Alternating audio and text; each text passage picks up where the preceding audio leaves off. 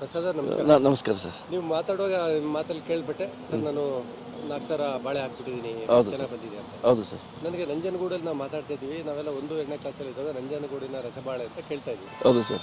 ನಂಜನಗೂಡಲ್ಲಿ ರಸಬಾಳೆ ಯಾಕೆ ಈಗಿಲ್ಲ ಸರ್? ಈಗ ಏನಾಗಿದೆ, ಹೊಸ ತಳಿ ಬಂತು ಅಂತೇಳಿ ಇದನ್ನ ಜನ ತುಂಬ ಅಭಿಮಾನದಿಂದ ಬೆಳಿಬೇಕಾಗಿತ್ತು. ಏನಾಗುತ್ತೆ, ಅದನ್ನು ನಾವು ಮರೆತು ಈಗ ಏಲಕ್ಕಿ ಬಂತು, ಪಚ್ಚಬಾಳೆ ಬಂತು, ಮತ್ತು ಇನ್ನೂ ಏನೇನೋ ತಳಿಗಳಿದೆ, ಅದಕ್ಕೆ ಮಾರು ಹೋಗಿದ್ದಾರೆ ಸರ್. ರಸಬಾಳೆಯಲ್ಲಿ ತುಂಬ ಪೋಷಕಾಂಶ ಇರತಕ್ಕಂಥದ್ದು, ಮತ್ತು ನಮ್ಮ ದೇವರ್ಸ್ನಲ್ಲಿ ಭಾಗದಲ್ಲಿ ತುಂಬ ಅದ್ಭುತವಾಗಿ ಬೆಳೀತಕ್ಕಂಥದ್ದು.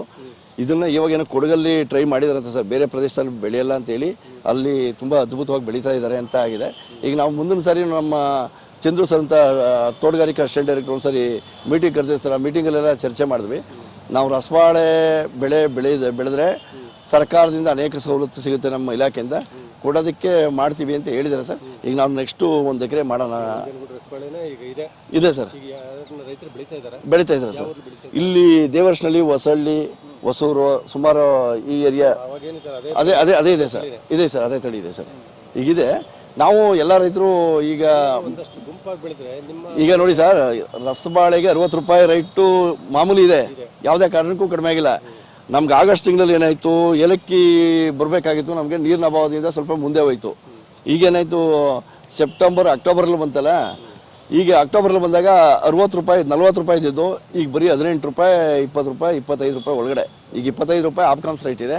ಆದರೆ ತಗೊಳ್ಳೋ ಈಗ ಯಾರು ತಗೋತಾರೆ ಬಾಳೆಕಾಯಿನ, ಅವ್ರು ಏನಂದರೆ 15 ರೂಪಾಯಿ, 16, 17 ರೂಪಾಯಿ ಅಷ್ಟೇ ತಗೊಳ್ಳೋದು. ಈಗ ರಸಬಾಳೆ ಇದ್ದಿದ್ರೆ ನಮಗೆ ಮಾಮೂಲಿ 60 ರೂಪಾಯಿ ರೈಟಲ್ಲಿ ಸಿಗೋದು ನಮಗೆ. ಅದು ನಮ್ಮ ಅನುಭವ. ನಮ್ಮ ಏರಿಯಾದಲ್ಲಿ ಚೆನ್ನಾಗಿ ಬೆಳೀತಿದೆ. ನಾನು ಮುಂದಿನ ಬೆಳೆ ಮಾಡಬೇಕು ಅಂದ್ಕೊಂಡಿದ್ದೀನಿ ಸರ್. ನಂಜನಗೂಡು ರಸಬಾಳೆ ಬೆಳೀತಕ್ಕಂಥ ರೈತರುಗಳು ಯಾರು ಹೆಸರು?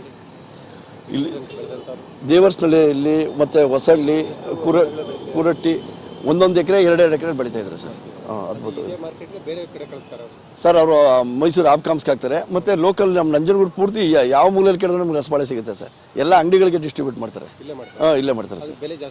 ಜಾಸ್ತಿ ಇದೆ ಸರ್. 55ರಿಂದ 60 ರೂಪಾಯಿ ನಡೀತಾ ಇದೆ ಸರ್. ಚೆನ್ನಾಗಿದೆ ಸರ್. ಎಲ್ಲರೂ ಸೇರಿ ರೈತರು ಇಲ್ಲೆಲ್ಲ ನಂಜನಗೂಡು ರಸಬಾಳೆಯನ್ನು ಬೆಳೆದು ಒಂದು ಹಬ್ ಮಾಡ್ಕೊಂಡು ಬೇರೆ ದೇಶಕ್ಕೆ. ಹೌದು ಸರ್, ಹೊರದೇಶಕ್ಕೆ ನಾವು ರಫ್ತು ಮಾಡ್ಬೋದು ಸರ್. ಈಗ ನಾವು ನಮ್ಮ ರೈತ ಮುಖಂಡರ ಜೊತೆ ಎಲ್ಲ ಮಾತಾಡಿ ಒಂದು ಮೀಟಿಂಗ್ ಕರೆದು ಅದೊಂದು ತೀರ್ಮಾನಕ್ಕೆ ಬರಬೇಕು ಅಂದ್ಕೊಂಡಿದ್ದೀವಿ ಸರ್. ಸರಿ ಸರ್, ನಮಸ್ತೆ. ವಿಲ್ಟ್ ಅಂತ ಬರುತ್ತೆ, ಪನಾಮ ವಿಲ್ಟು, ಹಳದಿ ಕಲರ್ ಬರುತ್ತೆ. ಅದೇನಾಗುತ್ತೆ ಅಂತಂದ್ರೆ ಅದು ಬಂದು ಅದು ಗೊನೆ ಕಟಿಂಗ್ ಆಗೋ ತನಕ ಸರ್, 1 ಗಿಡ ಬಂದ್ರೆ ಸ್ಪ್ರೆಡ್ ಆಗ್ಬಿಡುತ್ತೆ ಸರ್. ಅವಾಗ ರೈತರು ಏನು ಮಾಡೋಕ್ಕಾಗಲ್ಲ ಸರ್. ಅದು ಬಂದು 2 ಗಿಡಕ್ಕೆ ಬಂತು ಅಂದ್ರೆ ಸ್ಪ್ರೆಡ್. ನಮ್ಮ ಸರ್ ಏನ್ ಹೇಳ್ತಾರೆ ಅಂತಂದ್ರೆ, ಸುತ್ತ ಕಂಚು ಹೊಡ್ಬಿಟ್ಟು ನೀರು ಆ ಕಡೆ ಓಡಾಡಬಾರ್ದು, ಈ ಗಿಡದಿಂದ ಬೇರೆ ಗಿಡಕ್ಕೆ ನೀರು ಹೋಗ್ಬಾರ್ದು, ಸಪ್ರೇಟ್ ಮಾಡ್ಬಿಡ್ಬೇಕು ಅಂತ ಹೇಳ್ತಾ ಇದಾರೆ. ನಾವು ಮಾಡ್ತಾ ಇಲ್ಲ ಸರ್. ಅದು ಮಾಡಿದ್ರೆ ಹತೋಟಿ ಮಾಡ್ಬೋದು ಅಂತ. ಆಮೇಲೆ ಈ ಸರಿ ಅದೇನೋ ಔಷಧಿ ಕೊಡಿದಾರೆ ಸರ್, ಅದು ಹಾಕಿದ್ರೆ ಜಮೀನಲ್ಲಿ ನೀರು ತುಂಬಿದ್ರೆ ಸರ್ ರೋಗ ತೋರಿಸ್ಕೊಳ್ಳ ಸರ್. ಸರ್ ಅದು ಒಂದು 12 kg ಬರುತ್ತೆ ಸರ್. ಅದು ಇನ್ನು 15 ಎಲ್ಲ ಸೇರಿಸಿ ಒಂದು 20 ಗೊನೆ ಕಟ್ ಮಾಡ್ತೀನಿ ಸರ್. ಈಗ ಮಾಮೂಲಿ ರಮೇಶ್ ಸರ್, ಈಗ ಈ ಬಾಳೆ ಕಟಿಂಗ್ ಮಾಡ್ಕೊಳಕ್ಕೆ ತಗೊಳಕ್ ಬರ್ತಾರಲ್ಲ ಅವ್ರು ಯಾರು ಬಂದು ಇಲ್ಲಿ ಅಣ್ಣ, ಇದು ರಸಬಾಳೆ ಅಂತ ಇಲ್ಲಿವರೆಗೂ ಯಾರು ಕಟ್ ಮಾಡ್ಕೊಳಕ್ ಬಂದಿಲ್ಲ ಅಣ್ಣ ಮಾರ್ಕೆಟ್ನವರು.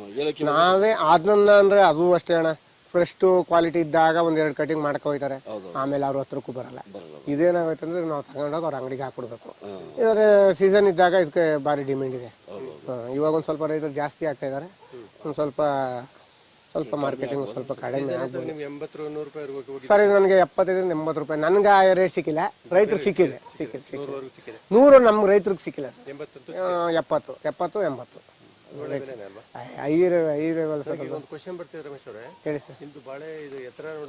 ಸರ್ ನನಗೆ ಹೇಳ್ತೀನಿ ಸರ್, ನಾನು ಇಲ್ಲಿ ಕಟಿಂಗ್ ಮಾಡಿರೋದು ಇಲ್ಲಿ ಸರ್. ಅಷ್ಟಕ್ಕೆ ಕಟ್ ಮಾಡ್ಬಿಡ್ತೀರಾ? ನಾನೇನ್ ಮಾಡಿದೆ, ಮೊದಲನೇ ಗೊನೆನ ಅಲ್ಲಿಗೆ ಕಟ್ ಮಾಡ್ಕೊಂಡೆ ಸರ್.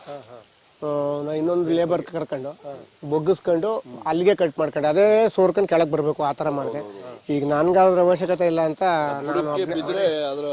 ಅದು ಸಾರಾಂಶ ಇರ್ತದೆ ಅಂತ ನಾನು ಮಾಡಿದೆ. ಆಮೇಲೆ ಇನ್ನೊಂದು ಕಾರಣ, ಈ ಗಿಡ ನಾನು ಕಟಿಂಗ್ ಮಾಡಿದಾಗ ಇನ್ನೊಂದು ಗಿಡಕ್ಕೆ ಬಿಟ್ಟಿರ್ತಾನೆ 2ನೇ ಗಿಡ, ಅದು ಹಾಳಾಗ್ಬಿಡ್ತದೆ. ಬಿದ್ದಾಗ ಅದು ಹಾಳಾಗ್ಬಿಡ್ತದೆ. ಅದು ಹಾಳಾಗಬಾರ್ದು ಅಂತ ಸೇಫ್ಟಿಗೆ ಇನ್ನೊಂದು ಲೇಬರ್ ಜಾಸ್ತಿ ಕರ್ಕೊಂಡು ಮೇಲೆ ಗೊನೆ ಇಳಿಕಡೆ ಉದ್ದು ಕೂಳ್ ತಗೊಂಡು ಅಣ್ಣ ಇಲ್ಲ ಅದು ಹಾಳಾಗ್ಬಿಡ್ತದೆ ಸರ್. ಅದು ಇದು ಈ ಎಲೆ ಎಲ್ಲ ಬಿಡಿದ್ರೆ ಅದು ಹಾಳಾಗ್ಬಿಡ್ತದೆ ಸರ್. ಅದು ಸುಳಿಗೆ ಬಿದ್ದು ಬಿಡ್ತದೆ. ಅದ್ರ ಮೇಲೆ ರಪ್ಪನ್ ಬಿಡುತ್ತಲ್ಲ ಸರ್. ಅದ್ರ ಮೇಲೆ ಬಿದ್ದಾಗ ಏನಾಗುತ್ತೆ, ಅದ್ರಲ್ಲೆಲ್ಲ ರೆಕ್ಕೆ ಎಲ್ಲ ಅರ್ಧ ಹೋದಾಗ ಅದ್ರದ್ದು ಪ್ರೆಸರ್ ಬರ್ತಾ ಇರೋದೆಲ್ಲ ರಸ ಎಲ್ಲ ಇದಾಗ್ಬಿಟ್ಟು ಸ್ವಲ್ಪ ನಿಧಾನ ಹೋಗ್ತದೆ. ಇವಾಗ ಹಿಂಗ್ ಬರೋದಕ್ಕೂ ಆತರ ಬರೋದಕ್ಕೂ ನೋಡಿ ಸರ್. ಇದನ್ನು ನಾವ್ ಎಲೆ ಎಲ್ಲ ಅಲ್ಲಲ್ಲೇ ಉದ್ದ ಕೂಳ್ ತಗೊಂಡು ಅಲ್ಲೆಲ್ಲ ಕ್ಲೀನ್ ಮಾಡ್ಬಿಟ್ಟು ಬುಡ ಬಿಟ್ಬಿಡ್ತೀನಿ ಅಷ್ಟೇ. ಅಲ್ಲೇ ಗೊನೆ ಇಳಿಕೊಬಿಡ್ತಿದೆ. ಇಷ್ಟು ಹೈಟ್ ಬೆಳಿಬೇಕಾದ್ರೆ 2ನೇ ಗಿಡ ಇಷ್ಟು ಹೈಟ್ ಬಂದೈತೆ, ಮೊದ್ಲೇ ಇಷ್ಟು ಹೈಟ್ ಬಂದಿರಲಿಲ್ಲ. ಇದಕ್ಕಿಂತ ಎತ್ತರ ಬೆಳೆದಿರೋ ಇದಾವ ಇಲ್ಲ ಸರ್, ಇಷ್ಟೇ ಸರ್. ಏನಂತ ನನಗೆ ಈ ಹೈಟೇ ಅಷ್ಟು ಎತ್ತರದಲ್ಲಿ ಸರ್ ಇಷ್ಟು ಎತ್ತರ ಬರಲ್ಲ ಸರ್. ನಾನು ಹೇಳ್ತಾ ಇದ್ದೀನಲ್ಲ, ನಮ್ಮ ಕೈಲಿ ಇರೋದು ಗಿಡದಿಂದ ಗಿಡಕ್ಕೆ ಅಂತರ ಜಾಸ್ತಿ ಆದಷ್ಟು ಯಾವುದೇ ಬಾಳೆನೂ ಹೈಟ್ ಬೆಳೆಯಲ್ಲ ಸರ್. ನಾವು ಎಷ್ಟು ಹತ್ರ ಇಡ್ತೀವಿ. ಇದು ಒಂದೇ ಬುಡನೆ ಎರಡು ಬಿಟ್ಬಿಡಿದ್ರಿ ಸರ್. 2ನೇ ಗಿಡ ನಮ್ ಲೇಬರ್ ಆತರ ಬಿಟ್ಬಿಟ್ಟವ್ರೆ. 2 ಬಿಟ್ಬಿಡಿದ್ರೆ ನೋಡಿ ಕಡೆ. ಅವ್ರಂತಾರೆ 2 ಈ ಕೊಲೆಗೆ ಬಂದಿದೆ. ಅದೇ 2 ಈ ಕೊಲೆಗೆ ಬಂದಿದೆ. ಇಲ್ಲಿ ನೋಡಿ ಸರ್, ಅಲ್ಲೊಂದ್ ಗಿಡ ಬಿಟ್ಟವನೆ, ಇಲ್ಲೊಂದ್ ಗಿಡ ಬಿಟ್ಟವನೆ, 2 ಪಾಸ್ ಆಗವೆ ಅವ್ನು ಬಿಟ್ಬಿಟ್ಟು. ಅಲ್ಲಿ ನೋಡಿ ಸರ್, ಅಲ್ಲೋ ನೋಡಿ ಸರ್, ಇಲ್ಲಿ ಅಲ್ದ ಕಡೆ ಇಲ್ಲಿವೆ. ಇದು 2 ತುಂಬಾ ಬಿಟ್ಟಿದ, ತುಂಬಾ ಬಿಟ್ಟಿದ್ದ. ತುಂಬಾ ಬಿಟ್ಟಿದ್ದ. ನಮ್ ಇನ್ನೊಬ್ಬ ಲೇಬರ್ ಬಂದು ಈ ತರ ಬರಲ್ಲ ಅಂದ್ಬಿಟ್ಟು ಕಟ್ ಮಾಡ್ಬಿಟ್ಟ ಸರ್. ಇವಾಗ ಇನ್ನೊಂದ್ ಕೆಲಸ ಮಾಡೋಣ ಅಂತ, ಒಂದು ಇದಕ್ಕೆ 2 ಅಡಿ ಗ್ಯಾಪ್ ಬಿಟ್ಟು 2 ಕಣ್ಣು ಇಟ್ಬಿಡೋದು. ತಿರ್ಗಿ 8 ಅಡಿ ಅಂತರ ಬಿಡೋದು. ಗಿಡಕ್ಕೆ 8 ಅಡಿ ಮಧ್ಯ 2 ಅಡಿಗೆ ಒಂದು ಈ ತರ ನೆಡೋಣ ಅಂತ ಪ್ಲಾನ್ ಇದೆ. ಅಲ್ಲಿ ಮಾಡಿದೀನಿ ಒಂದು, ಅದು ಎಲ್ಲ ನೀರ್ ತುಂಬ್ಕೊಬಿಟ್ಟು ಸೆತ್ತ ಬೆಳ್ಕೊ ಊಟ ಬಿಡ್ತಾರೆ ಅಣ್ಣ. ಇದರಲ್ಲಿ ಇದನ್ನ ಬೇಸಿಗೆಯಲ್ಲಿ ಆರಾಮಾಗಿ ಬೆಳಿಬೋದಣ್ಣ. ಇದಕ್ಕೆ ಯಾವ ಸೀಸನ್ ಅದ ಏನಿಲ್ಲ, ಯಾವಾಗ್ಲಾರು ಬೆಳಿಬೋದು. ಆದ್ರೆ ಮಾರ್ಕೆಟಿಂಗ್ ಹಿಂಸೆ ಬೇಸಿಗೆಗೆ ಬೆಳೆದ್ರೆ.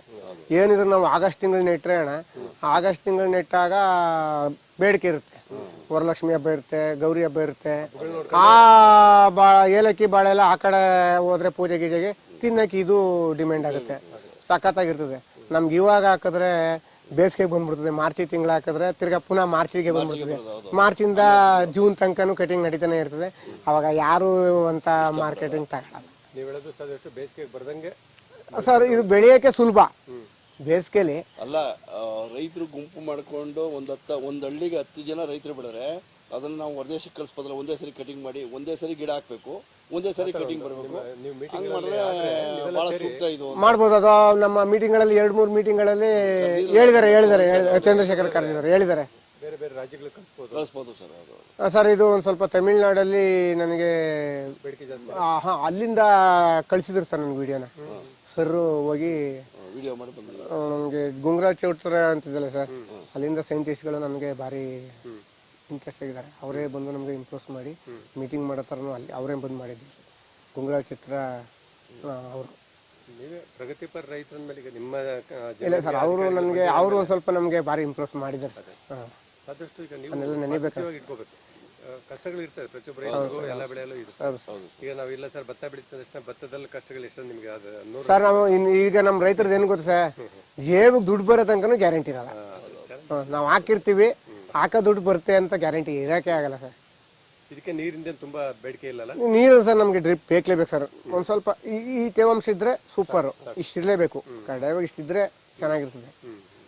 ಡ್ರೈ ಆಗ್ಬಿಟ್ರೆ ಏನಾಗ್ಬಿಡ್ತದೆ ಸರ್, ಎಲ್ಲ ಎಲೆ ಎಲ್ಲ ಯಾವುದೇ ಬಾಳೆ